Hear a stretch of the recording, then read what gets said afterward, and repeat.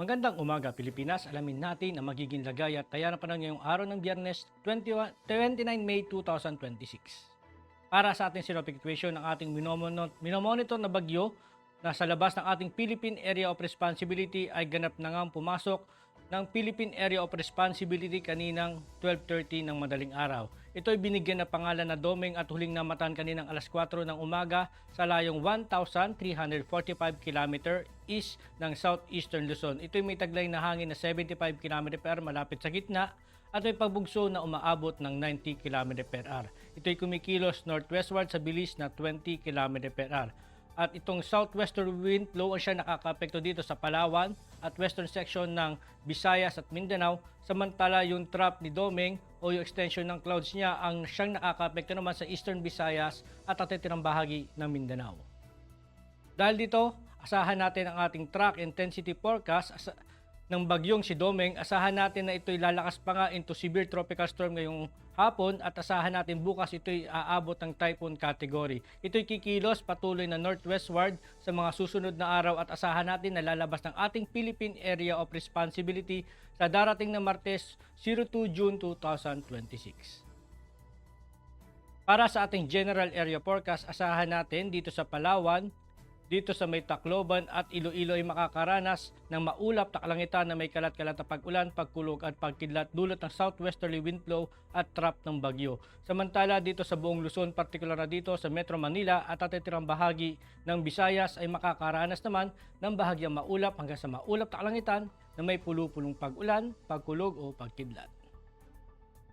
Dito naman sa Sanga-Sanga at Zamboanga, asahan naman natin na maulap na kalangitan na may kalat-kalat na pag-ulan, pagkulog at pagkidlat. At sa natitirang bahagi ng Mindanao ay makakaranas naman ng bahagyang maulap hanggang sa maulap na kalangitan na may pulu-pulong pag-ulan, pagkulog o pagkidlat. Para naman sa impact sa flight operation, asahan natin dito sa Western Visayas, Negros Island Region, Zamboanga Peninsula, Soc-Sargen, Bara-MM, Llano del Norte, and Palawan, dulot ng southwesterly wind flow. Asahan natin ang main hazard nito ay yung moist southwesterly flow producing rains and gusty surface winds. And ang impact nito sa rotary, asahan natin ng reduced visibility, gusty wind limit BFR and low altitude operation, wet helipads, increased operational hazards. Sa fixed wing naman, asahan naman natin ang operation may experience delays or cancellation due to low ceiling, turbulence, and wet runway conditions. Para naman dito sa Eastern Visayas at Caraga, asahan naman natin sa trap ng bagyo, ang main hazard dito ay convergence of moist air causing widespread cloudiness and rain. At ang impact nito ay ang sa rotary reduced visibility and light to moderate turbulence may restrict low level operation. Sa fixed wing naman, asahan natin ang IFR condition during approach and descent, turbulence and rain may cause delays. Dito naman sa Metro Manila, natitirang bahagi ng ating bansa, dulot naman ng localized thunderstorm.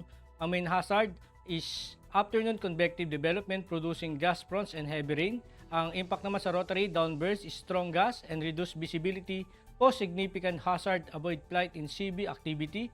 Sa fixed wing naman, asahan naman natin ang severe turbulence and wind shear likely during arrival and departure phases. Aircraft may experience temporary delays or require diversions.